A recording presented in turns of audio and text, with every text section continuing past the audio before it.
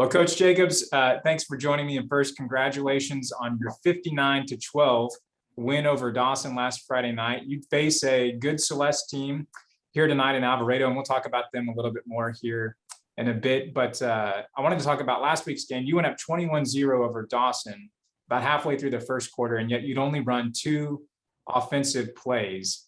Do you recall ever being part of a game that started like that? No, it was a little unusual.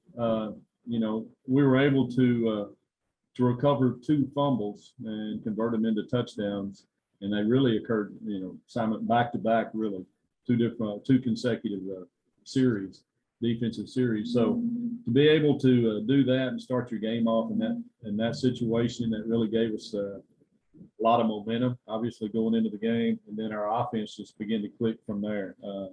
I think we ran probably a total of 30 total plays in the game. But you're right, only 2 plays up to that point, really. It's kind of unique. Yeah, and because of the early lead, you had the opportunity to play some guys that maybe don't normally get starters minutes. Would you talk about kind of the benefit that is for your program, especially as you hopefully continue to play this postseason round after round? Well, anytime at the 2A level, we constantly concern ourselves with depth at all positions. And so the more depth that you can establish, the better opportunities you have in the future. At the 2A level, you're not blessed with 60 players out there. So, all our kids understand that, and any opportunities that backups have to get a chance to play, especially in postseason, they take advantage of it. And from an overall perspective of our team, once we got into that ball game, the situation became how it was.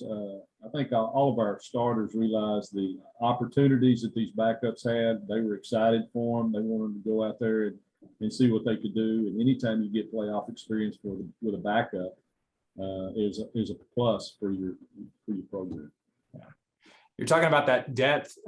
One of your guys this year who didn't get that many, got some touches, but not nearly as many in the backfield, Cameron Walker.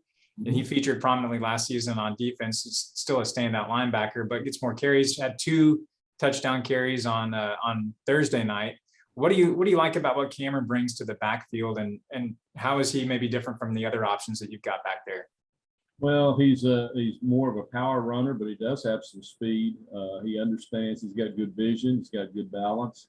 He's very aggressive. He's very he runs hard.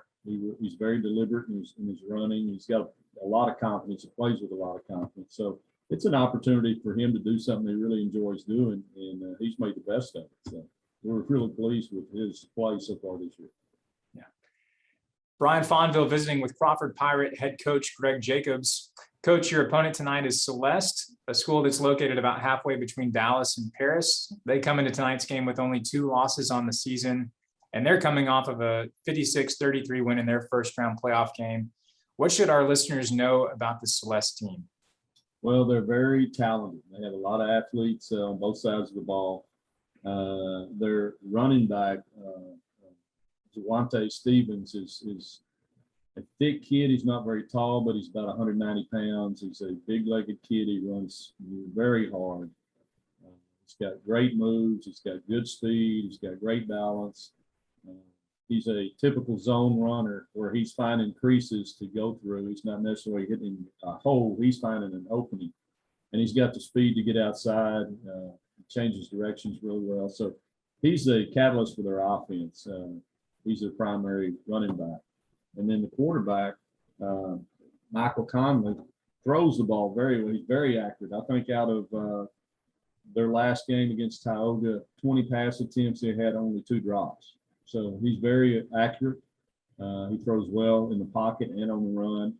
And he's a run threat, too, in their read game. So, they've got a multitude of receivers. There's 3 receivers that have got really good hands. They've got great speed. They run good routes. So it's going to be a challenge for us. Probably haven't faced an explosive offense as this since probably Toler.